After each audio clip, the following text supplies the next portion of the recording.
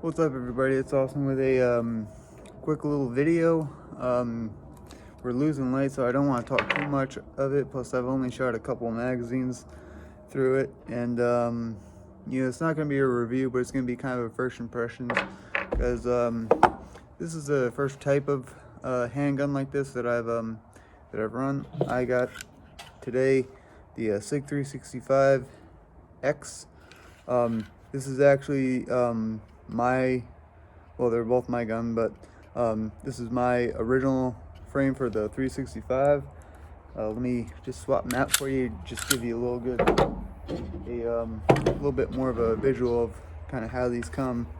Got this yesterday at Ace Hardware.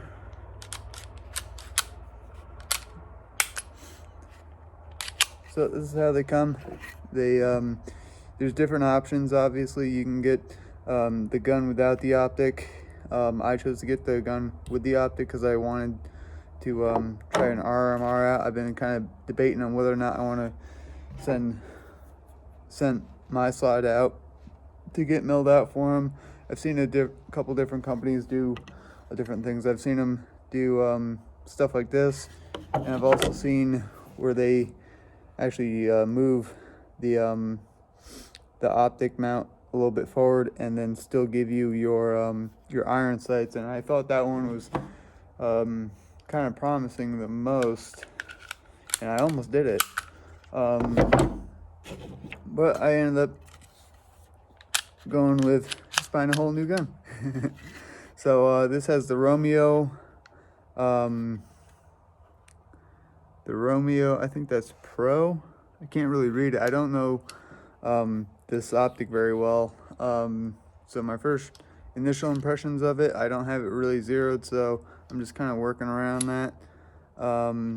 First impressions of this are it's a little bit too bright for me. I don't know if it'll pick up on camera, but it does kind of spider out a little bit. If they could tone the brightness down, and maybe there's a setting that I'm not aware of, I'll have to look at it a little bit more later. I've been super busy the last couple days, but if they can tone it down a little bit to where it's not kind of spidering out, I'd appreciate it. I think these do also have the motion sense kind of feature, so when the gun's sitting down somewhere, after a certain amount of time it turns off, and then as soon as you pick it up and go to use it, it turns right on.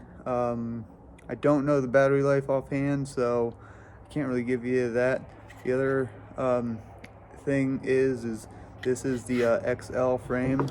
I know that because that's what I have on my 365 is the XL frame, and they're one and the same. This one's obviously had a stipple job that I did to it a little while ago, and this was originally like gray, and I kind of spray painted it just kind of see if it would work, and it kind of has.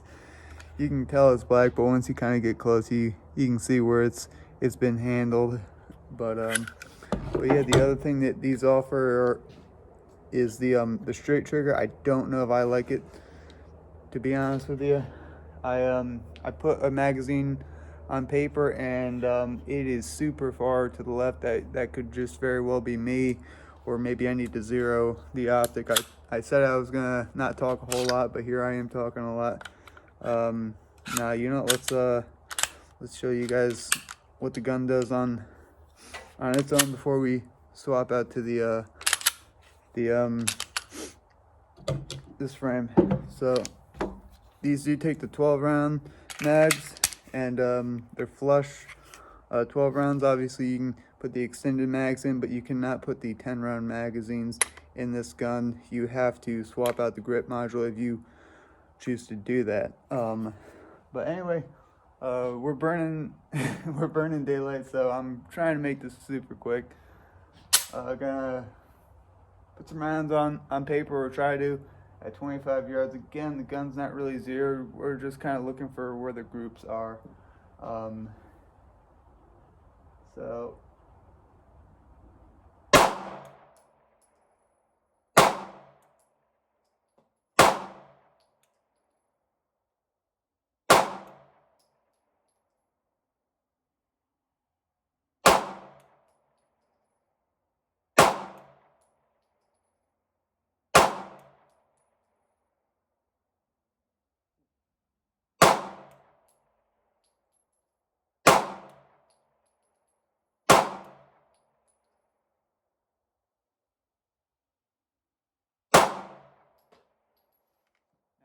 locked back.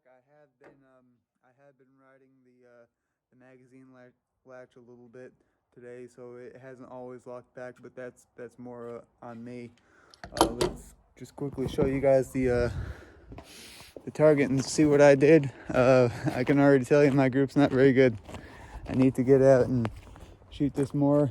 It's been patterning to the left. So I mean about here with some flyers. That seems to be kind of where everything is.